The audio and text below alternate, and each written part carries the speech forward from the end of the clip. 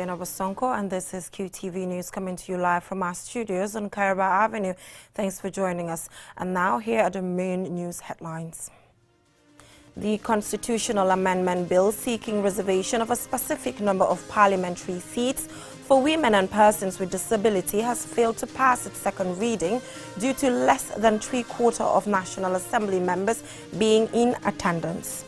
$20 million worth of valuable equipment was on Monday presented to Gambia Police Force by the German police support team in the Gambia. The Emir of the Kano Emirate of Nigeria, Alhaji Aminu Ado Bayero, paid a courtesy call on President Adama Barrow on Friday at the State House in Banjul. We seek the opinion of drivers and pedestrians on whether vehicle drivers should continue renewing their driving license annually. The Gambia government, through the Ministry of Finance and Economic Affairs, has signed 2 financing agreements with Agence Française de Développement for a mangrove ecosystem restoration project. Those were the main headlines, and now the news in detail. Do stay with us.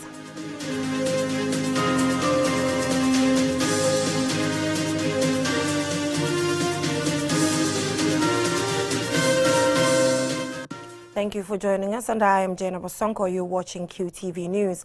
Now, the constitutional amendment bill seeking reservation of a specific number of parliamentary seats for women and persons with disability has failed to pass its second reading due to less than three-quarters of National Assembly members being in attendance, which falls below the required voting threshold for such a proposed legislative change. Mamadou Lamin Choi has the rest of that story. The second reading of a proposed legislation seeking to promote gender equity in the National Assembly has suffered a blow for a second time. Last Thursday, the bill was scheduled for a second reading, during which NAMS debated its merits. Following the debate, a vote should have taken place for the bill to proceed to its next stage. However, there were only 35 members present instead of 42, the required threshold for voting to take place on a constitutional amendment bill. As a result, the Speaker rescheduled the voting for Monday to give it a second chance for a vote to be taken. Despite such an effort, there was another setback on Monday. The clerk reads out the agenda for voting on the bill, and again, the division bell is rung for 4 minutes to get NAMS back to the chamber to confirm their attendance.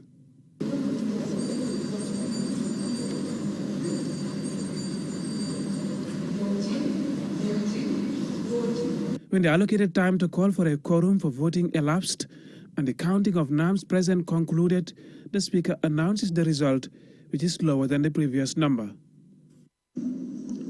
Honorable members, it has been confirmed by the table office that the number of honorable members present as of now is 34. This is election period. We are not guaranteed that eventually we will have the required number, and we cannot hold the assembly to ransom. Due to less than three-quarters of NAMS being present in the plenary, the assembly cannot proceed to vote unless 42 are in attendance, as prescribed by the Constitution and standing orders of the Parliament. What next, after similar incident happened last week? That is for the Speaker to decide, and she now makes a ruling that kills the bill at its second reading. Whereas there is no express provision in the standing orders regarding the matter at hand, and in accordance with Standing Order 8, I hereby rule that the second reading on the Constitution Amendment Bill 2021 is hereby negatived for want of the required threshold to carry the motion for second reading of the bill. And I thank you all. Thank you. In effect, the bill was not read for the second time, a mandatory requirement before any proposed legislation proceeds to the next stages. Women's groups who were in the chamber in solidarity with the bill go home shocked and disappointed at the missed opportunity. Tabunjai is a gender activist and women's rights manager at Action Aid Gambia. I think what it shows is that we live in a highly patriarchal society. This is what is reflected in this assembly today. And that being the case, I think should encourage women that if we do not come forward and fight our own cause, then we are always left at the mercy of a patriarchal society. Meanwhile, following the agenda for the constitutional amendment bill is the pensions bill, which was tabled by the Vice President. The bill was read for the third time and passed with amendments. Also, the Information and Communications Amendment Bill, tabled by the Communications Minister, was considered with amendments. Mahmoud Lamin Choi, QTV News. Now, $20 million seized of valuable equipment was on Monday presented to the Gambia Police Force by the German Police Support Team in the Gambia to improve the overall operational skills of the police. Babakar C. has the rest of that story. The donated materials include riot vans, 680 riot helmets, 10 laptops, 10 radios, among other valuables.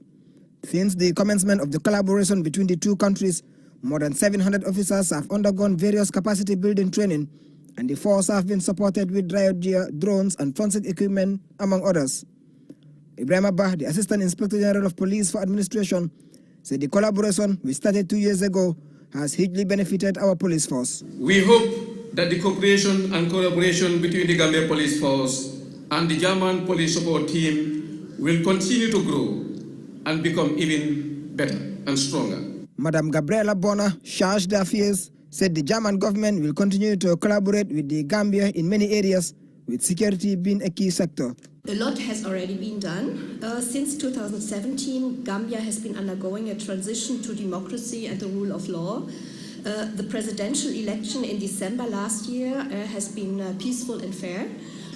Since the transfer of power, the mandate to ensure internal security mainly rests with the national police. The police, that is you, are an integral part in ensuring good governance, in ensuring that the rule of law and the rights of the citizens are protected. And citizens in Gambia, these are your mothers and fathers, your brothers and sisters, and your children. So you have a personal interest in ensuring their rights. Martin Fegal, State Police Director, on behalf of the German support team, said the country is enjoying democracy, which cannot be possible if the people do not abide by the rule of law. Your work as policemen and women is extremely important for the society and the democracy. More than any other agency, the police represent the state and society and enforce the laws of the state. They also guarantee citizens their rights, to show them you can trust in the work of the police. Until this day, we have invested over $96 million in our project. A big part of this amount is well spent on equipment for our colleagues in the Gambia. Because you need the proper tools so that you can execute the learned skills. On behalf of the Inspector General of Police, the Deputy Inspector General of Police, Mamadou Sow, says the support is for the GPF to be professional in carrying out their duties. Our responsibility is to uphold the pillars of society, to ensure the fabrics of society, the norms and values of societies are passed from one generation to the next in order to usher in a healthy, a wealthy, a vibrant society. So in that is exactly what our counterparts are trying to draw out a roadmap for us.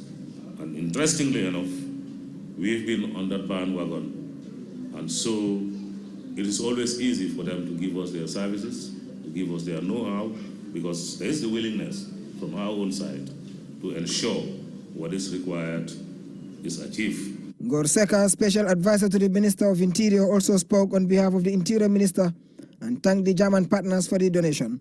The occasion was also used to inaugurate a new car park constructed at the PIU headquarters in Kanifing. Babu Karsi, QTV News. Looking forward to the changes that these equipments will bring. Now, the Emir of the Kano Emirate of Nigeria, Alhaji Aminu Ado Bayero, on Friday paid a courtesy call on President Adama Barrow at the State House in Banjul as part of his week-long Senegambia visit. More in this report. The visit came following the invitation of the Emir by the National Council of Elders of the Gambia to serve as a special guest of honor at the commemoration of the Gambia's 57th independence anniversary.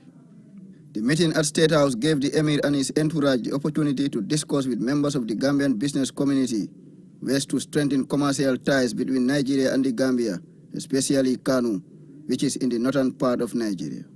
I'm here as an emir from northern part of Nigeria, that is Kano, and we are here to celebrate with the Gambian people and the president over the 57th independence anniversary. But outside that, we feel it is an obligation when we come, we can look at other ways that we can raise the issue of trade and bilateral relationship between our two countries, and Kano in particular, where I happens to be the leader, the emir. The emir is also optimistic that the meeting with the president and the Gambian business community will strengthen the bilateral relationship between the Gambia and Nigeria and bring about economic benefits for the two sister countries. We are succeeding as brothers and sisters. We brought a lot of good tidings and felicitations, and we believe after our meeting with Mr. President, a lot of good omen will come out of it, and both countries will benefit, especially in terms of commerce, in terms of agriculture, trade, and industry. The visit ended with a grand reception hosted by the National Council of Elders of the Gambia in honor of the emir. The visitor, who had traveled with the president of the Kano Chamber of Commerce and other officials of the chamber, also visited Senegal on a similar engagement. Reporting for QTV News, I am Yahya Jab. Now, there is an ongoing debate on whether vehicle drivers should continue renewing their driving license annually. I went out to seek the opinion of drivers and pedestrians on the topic, and this is my report. Driver's license give legal authorization for a specific individual to operate one or more types of motorized vehicles. In the Gambia, vehicle owners renew their licenses yearly as opposed to most countries where drivers renew every 5 or 10 years or are subjected to no form of renewal. In the United Kingdom, there is no need for renewal once one has a license. Every end of year, drivers are expected to pay $850 or face a penalty. There is an ongoing debate as to whether this should continue. Filijana is a driver, and he strongly believes that driver's license should be renewed every 2 years instead of yearly. Driver's license should be renewed every 2 years. Every year is too short. The police are disturbing us by begging us for money when our licenses have not been renewed. I decided to park my car because I am ready to renew mine. Ibrahim Ajata wants the 1-year renewal of driver's license to be maintained and alleges that the right people are not given license. All this accident is caused by that, because of some people don't have good, they don't know how to drive, and the license, they don't even qualify to have a license. Because to have a license, it takes time. You have to go for testing for 6 good months before having a license. But here, it's not like that. So that's why they have to renew everybody's license every year. Because of some, they don't deserve to have license. Because of the way they have it, it's not correct. For Pap Abdullah Ndur, driving license renewal should be up to 5 years, stressing that the annual renewal is too time-consuming. Every year, you renew driving license. Renewing driver's license yearly is not a good idea. A driver's license should be renewed at least every 5 years. It is too stressful leaving your work to go and line up for license yearly. It's time-consuming. Ndur added that there is nothing special about the renewal as they are not tested again and there are no records of one's driving to determine if the driving license should be revoked or renewed. From our interaction with the public on the ongoing debate, one can conclude that it's either the yearly renewal be extended or have a reason for maintaining driver's license be renewed yearly. Reporting for QTV News, I am Jana Bosonko. From that story, we will now go for a short commercial break, and when we return, we have some more local news stories as well as sports. Do stay tuned.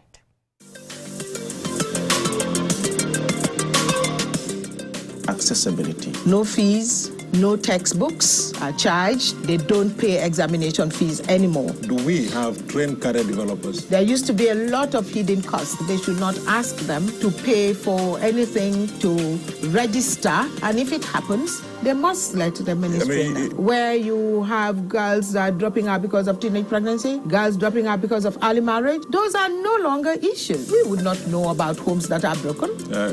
Kids with disability.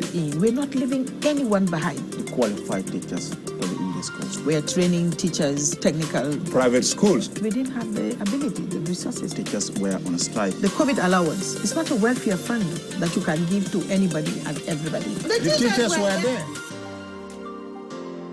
State of Affairs, airing on Tuesdays at 9 p.m. on QTV.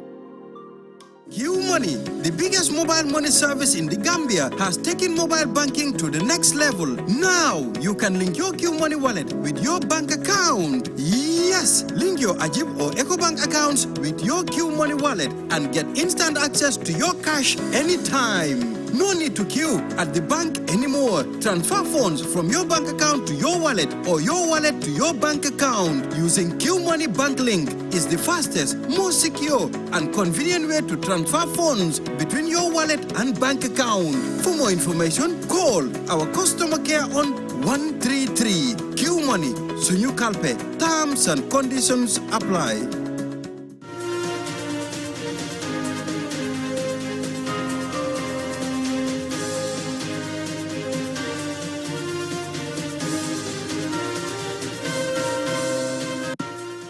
From that short commercial break, if you're just tuning in, you're watching QTV News, and I am Jenna Bosonko. Now, the Gambia government, through the Ministry of Finance and Economic Affairs, have signed 2 financing agreements with Agence Française de Développement for the Mangrove Ecosystem Restoration Project for local climate resilience in the Gambia. Omar P. Jallo has the rest of that. The Domestic Resource Mobilization Project, which will be implemented by GRA, is funded through a €2 million grant provided by the French Ministry of Finance through AFD. Issa Jallo, the Deputy Commissioner General of GRA, said the signing of these funding agreements marks an important milestone in GRA's reform initiatives, as it will support the authorities' drive to optimize domestic resource mobilization as we continue to grapple with the effects of the COVID-19 pandemic. As the focal National Revenue Collection Agency, GRA continues to be the main contributor to the financing of public expenditures through the national budget. Thus, we remain ever committed to ensuring that GRA continues to play its rightful role in the mobilization of the required financial resources to enable government to realize its development aspirations for the country. Lamin Diva, the Minister of Environment, says his ministry is committed to maintaining the climate leadership that the Gambia has already registered. This project is not only to support our national development goals, but as a country and a party to multinational environment agreements that we have signed up to, like the Paris Agreement, the UNCCD, the UNCBD. All this is to enhance the well-being and health of our ecosystems, particularly the mangrove ecosystems.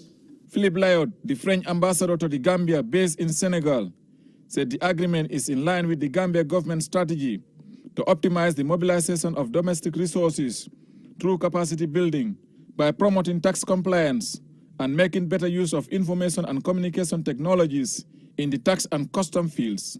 With this new funding, the French aid to the Gambia is now reaching a total of around 40 million euros. Other projects for water improvement access and also agricultural productivity are implemented. And with the 10 million euro water project financing that should be granted a bit later this year, we will have reached our 50 million euro initial targets. Mambura Njai says the projects would harness the realization of potential domestic resources to fund public goods and services and develop home-nurtured natural inhabitants for climate change and resilience, thus contributing to self-sustenance. Since 2017, the French government, through the agency, makes available to the government of the Gambia a grant financing of 50 million euros to support the NDP while promoting, among other, sustainable development, fight against climate change. Mangrove ecosystem provides significant socio-economic benefits such as timber, fish, tourism opportunities, and environmental services, coastal protection, water regulation, carbon confiscation, and nursery habitat for a wide variety of species. Reporting for QTV News, I am Omar P. Jallo. Looking forward to its implementation. Now, 102 bedside lockers worth over $200,000 were presented to Tanka Tanka Psychiatric Hospital by the Gambia Healthcare Matters, a UK-based charity. Ajibintu Drame has the rest of that story. The aim of this support is to enhance service delivery for staff and patients at the hospital and to complement government's efforts in supporting the healthcare sector. Yankuba Jabi, a member and advisor to Gambia Healthcare Matters, says mental health is important for one's well-being and the Tanka Tanka should not be left behind. This is a big thing for us because we are doing for our brothers and sisters, and we don't want Tanka Tanka to be left alone. That's why we came in with this, and we hope these materials will be put in good use. And if there's anything that we could do in the future, we'll be very happy to do it.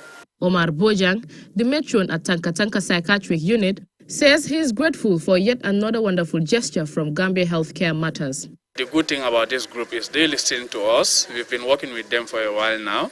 So some of the problems we told them that this is what we are having and this is what we need. So if they were able to prioritize those ones and bring us those ones, it is of great delight to us. It's a heartwarming gesture and we are really happy to receive such items. Tanka Tanka is the only psychiatric hospital in the Gambia and has registered significant successes treating mental health. However, Mr. Bojang explains the challenges faced. This is an institution that is not generating any income. You don't even buy a prescription to come here. It is completely free. So with that regard, sometimes patients come, they might need some change of clothing. You might give them bed, but at that time, the type of condition they are in, at the end of the day, the beds are quickly destroyed or the mattresses are all teared apart. So this is why we keep begging, we keep asking for our fellow Gambians to be considering this place. There is too much of discrimination and stigma attached to mentally ill patients. So for that being the case, sometimes we have our challenges. Patients come here, and sometimes we don't find relatives for them. So it's our duty to work with the social workers. That's why we have them here, to be able to trace out certain family members. Mr. Bojang emphasized that mental health should be everyone's business and mentally challenged persons should be cared for. Gambia Healthcare Matters was established about 3 years ago and has made significant contributions to the Gambia's health sector. The charity members include nurses, doctors, and other professionals from all walks of life. Ajibintu Drame, QTV News. The community of Pakalinding over the weekend held its International Cultural Festival in Jara in the Central River region to promote unity, positive traditional and cultural values. Lamin Dabo attended the event and he fastened this report.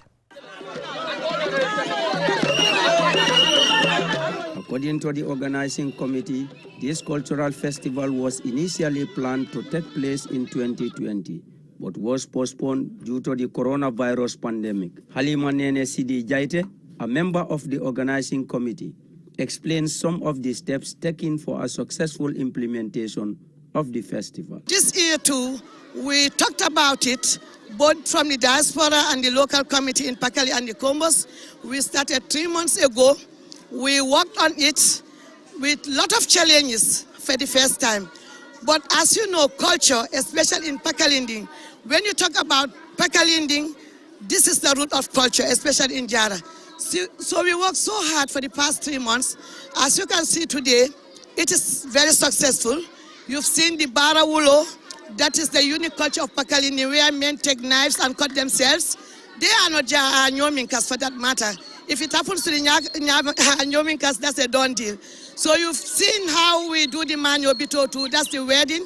And you've seen the Ngansiwol, and you have seen a lot of culture here. So Pakali, in a nutshell, is a cultural village. It's a village that is known to all Gambians, and it's a village where everyone loves each other, and it's a village where everyone respects each other, from the elders to the kids. Lamin Manjang, a member of the Diaspora Organizing Committee, on behalf of the Pakalindin diaspora, says the successful hosting of this historical event is due to the collective efforts of those at home and abroad. Mr. Manjam further explained some of the link development projects. We want to, to complement the government efforts or any individual efforts as far as the primary health care is concerned. As you